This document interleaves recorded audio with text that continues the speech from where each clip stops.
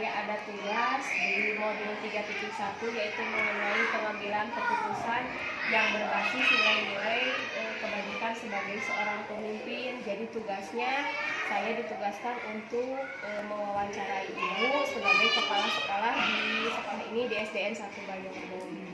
Tujuannya yaitu tidak lain saya ingin belajar untuk lebih memahami bagaimana cara-cara atau tahapan serta prinsip-prinsip dalam pengambilan suatu keputusan. Kita mulai. Sebelumnya saya minta maaf dulu, apakah saya mengganggu waktu Ibu? Tidak, silakan Ibu. Ya, kita mulai saja ya Bu. Silakan. Untuk pertanyaan yang pertama yaitu selama ini bagaimana Ibu mengidentifikasi kasus-kasus yang terkait dengan dilema etika atau rujukan moral. Untuk mengidentifikasi kasus dilema etika biasanya Ibu melihat mendapatkan dulu laporannya dari guru kelas, kemudian dilihat, ditinjau kasusnya, masalahnya seperti apa, ya.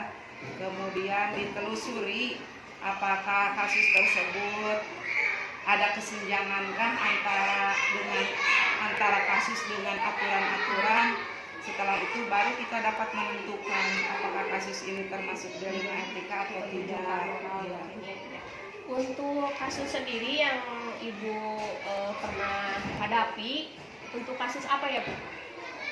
Ada kasus seorang anak yang sakit, kemudian beberapa bulan tidak ikut pembelajaran, tetapi ketika di akhir tahun kenaikan kelas, orang tuanya datang memohon untuk agar anak tersebut untuk dinaikkan ya.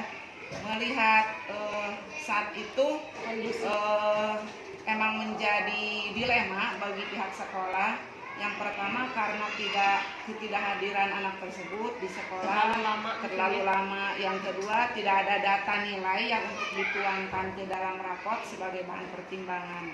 Tetapi yang menjadi dilema lain melihat kondisi fisik anak tersebut yang mengalami kondisi sakit yang cukup parah, ya, sehingga kita akhirnya memutuskan untuk dengan berbagai pertimbangan, walaupun itu misalnya tidak sesuai dengan aturan bahwa harus terkumpul nilai, harus terdata kehadiran, tetapi anak tersebut sangat semangat untuk naik kelas. Dia mau bahkan walaupun masih sakit, ketika sekolah sudah memutuskan ya nggak apa-apa sementara untuk anak ya, tapi rapotnya belum dijadikan rapot yang sebenarnya. Sementara kepada anak diinformasikan bahwa anak tersebut sudah naik kelas, padahal sebenarnya belum dinaikkan ya.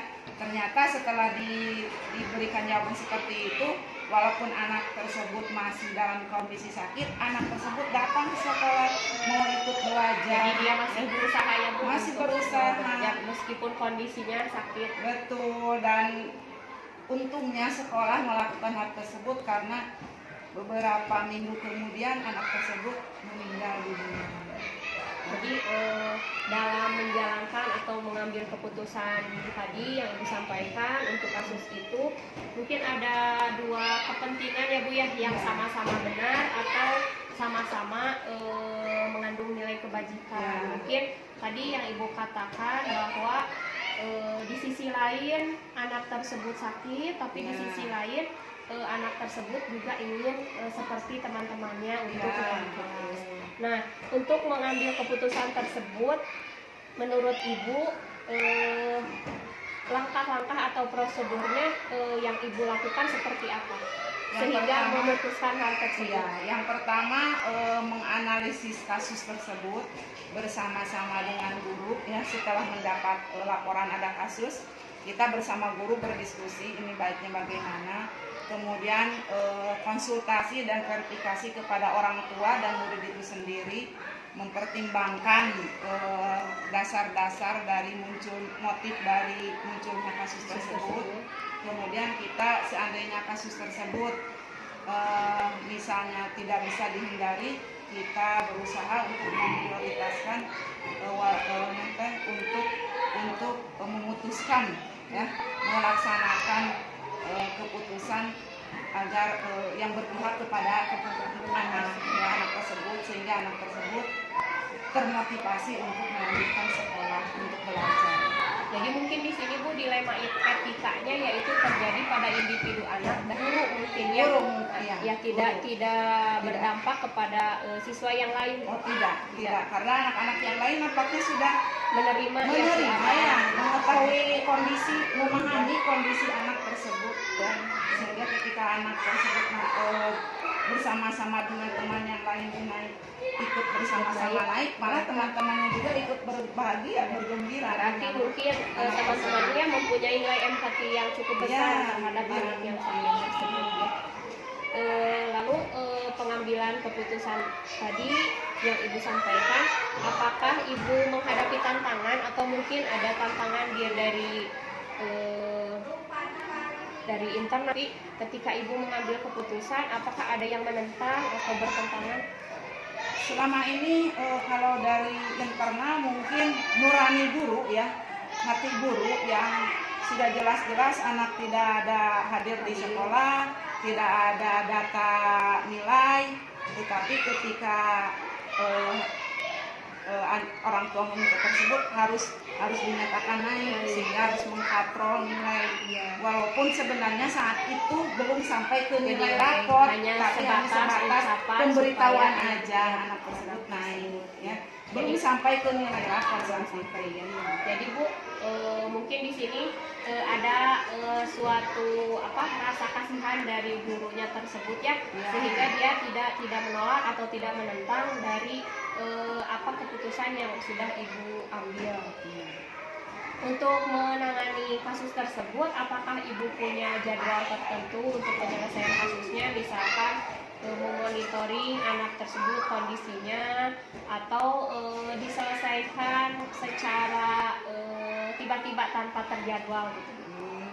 Rata-rata setelah kasus tersebut kita tidak jadwalnya tidak secara tertulis, tapi secara rutin ya, kita berkomunikasi dengan guru, kemudian dengan orang tua bagaimana perkembangan anak tersebut.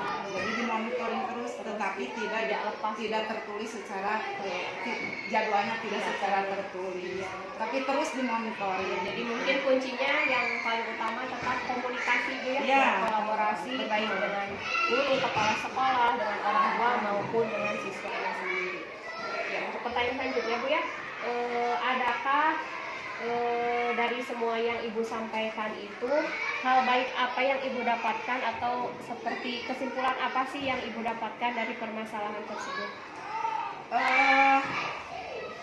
Ada kalanya ya kita menentang aturan demi kebaikan yang itu yang dikatakan dilema etika ya. Demi kebaikan yang lebih urgen ya, dan terbukti pada kasus tersebut ya, walaupun kita pada awalnya merasa berat ya untuk memutuskan memberikan keputusan tersebut kepada orang tua tersebut, tetapi alhamdulillah itu sangat membantu kepada semangat dari orang tuanya, apalagi kepada anaknya untuk bangkit, baik itu untuk sekolah maupun bangkit melawan penyakit untuk sembuh ya. Jadi hati nurani juga kita tidak tega. Betul, karena kalaupun anak tersebut dinaikkan sebelum saat anak tersebut sakit, anak itu mampu mengikuti pembelajaran ya. Sekiranya anak itu tidak jatuh sakit, pasti dia akan belajar dengan baik, dan saya yakin anak tersebut akan bisa mencapai nilai-nilai yang di atas KKM, sehingga anak tersebut bisa naik.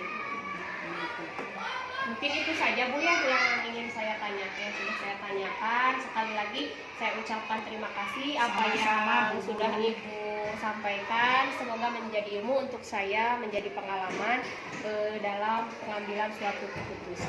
Sekali lagi terima kasih ya Bu. Sami-sami, mangga.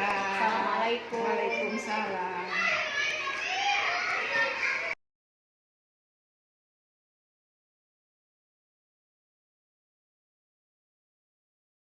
Assalamualaikum Pak Neni. waktunya.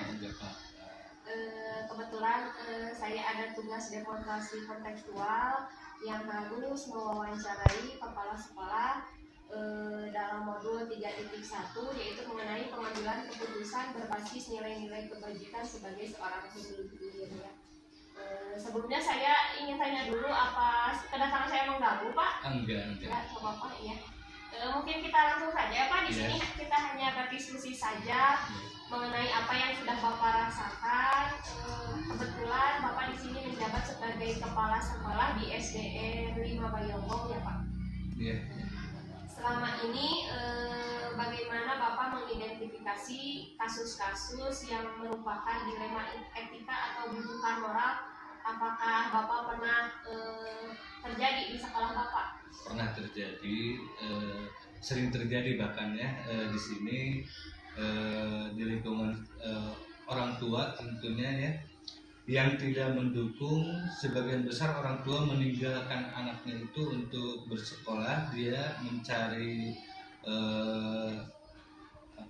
uang untuk meninggalkan anaknya, sehingga kurangnya perhatian terhadap anak. Jadi anak tersebut tidak terlalu diperhatikan oleh orang tuanya, sehingga kedisiplinan anak itu terhambat gitu ya.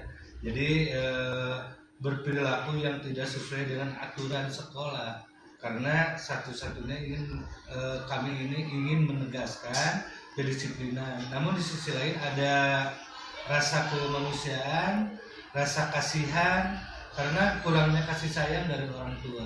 Iya, jadi dilemanya Iya. antara nilai disiplin dan kurangnya perhatian dari orang tua, karena ditinggalkan untuk bekerja, mencari uang. Jauh gitu Pak pekerjaannya dalam Iya. jangka waktu lama. Iya, pulangnya itu malam, jadi sehingga orang tua itu kurang memperhatikan kondisi anaknya. Iya. Namun untuk pengambilan keputusan di sekolah Bapak kan dilema etikanya tadi sudah Bapak Iya. sebutkan ya, kasus tersebut.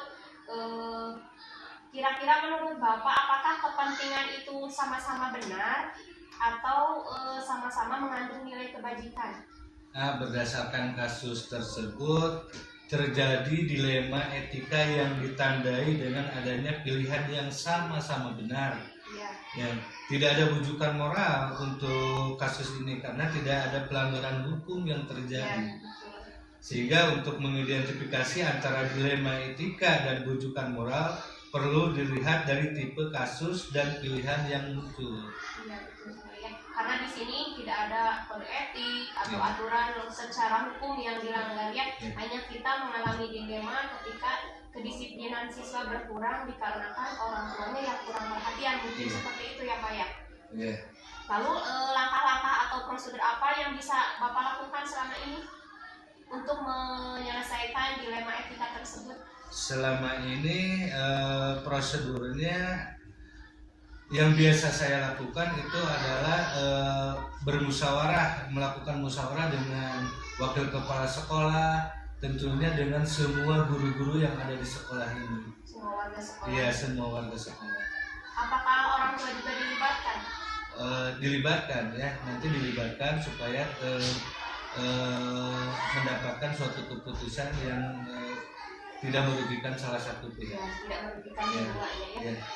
Lalu apakah dengan cara itu, dengan cara Bapak bermusyawarah, apakah cara itu dianggap efektif dalam pengambilan keputusannya? Sangat efektif sekali karena di sini kan melibatkan semua pihak, mulai dari wakil kepala sekolah, dewan guru dan juga pihak yang terkait. Kalau siswanya dilibatkan tidak, Pak? Dilibatkan juga supaya nanti siswanya tahu di mana dia letak kesalahan, letak yang harus diperbaiki oleh dia.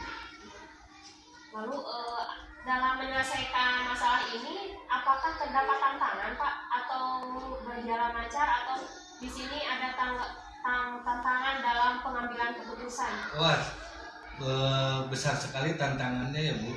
Tantangannya di sini dalam pengambilan keputusan adalah kurangnya kesadaran tentang pentingnya pendidikan dari siswa dan juga orang tua, sehingga kami tantangannya sangat besar untuk menyelesaikan permasalahan tersebut. merubah mindset orang Iya. tua ya dalam memperhatikan anaknya itu memang tidak bisa berubah seketika ya Pak, Iya. harus memerlukan waktu yang lama ya.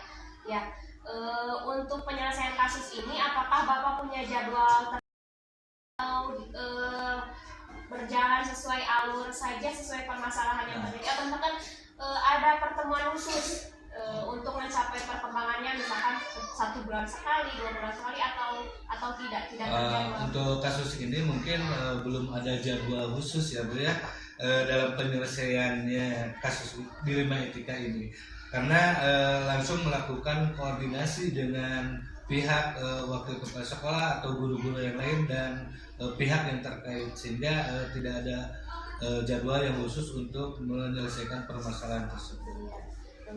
Namun prosedurnya mungkin tadi selain rapat, setelah rapat apakah ada prosedur lain Pak?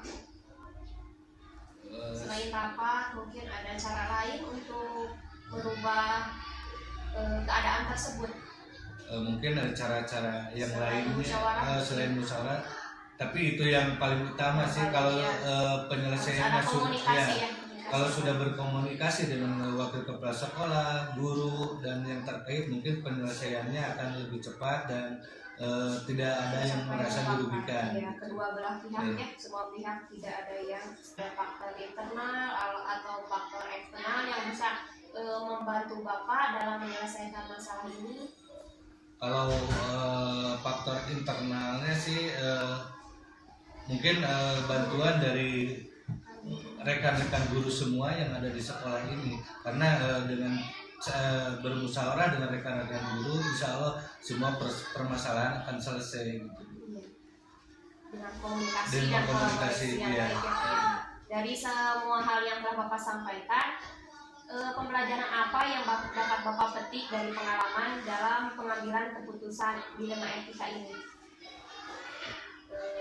Jadi hal positif apa yang Bapak dapat simpulkan dari permasalahan ini? Ya Pak, dari semua hal yang telah kita diskusikan, telah kita obrolkan, pembelajaran apa yang dapat Bapak petik dari pengalaman dalam pengambilan keputusan dilema etika ini? Dari hasil yang tadi kita musyawarahkan, kita komunikasikan ya, pembelajaran yang dapat kita ambil adalah tidak semua yang kita anggap benar itu benar, karena kita dalam mengambil suatu keputusan itu harus mengambil dari semua sisi ya, baik dari sisi orang tuanya, siswanya atau guru-gurunya, sehingga permasalahan tersebut bisa dipecahkan dengan baik. Jadi mungkin budaya yang harus dilakukan di sekolah yaitu dengan cara sesering mungkin mengkomunikasikan kepada orang tua, tidak lain tujuannya yaitu untuk perbaikan kedisiplinan siswa ya. Apakah itu juga berdampak ya Pak untuk pembelajaran? Mungkin itu juga berkaitan ya? Iya, sangat berkaitan. Untuk kelancaran pembelajaran, semua hal tersebut harus dimulai dari disiplin, baik dari siswanya, gurunya atau semua pihak yang ada di sekolah. Mungkin itu saja Bapak yang saya tanyakan untuk kesempatan kali ini. Sekali lagi saya ucapkan terima kasih. Semoga dengan adanya diskusi ini menambah ilmu, terutama untuk saya, yaitu dalam modul pengambilan keputusan ini. Semoga Bapak juga sehat selalu. Sekali lagi mohon maaf saya telah mengganggu waktu Bapak. Terima kasih sekali lagi Pak. Ya. Iya. Assalamualaikum. Waalaikumsalam warahmatullahi wabarakatuh.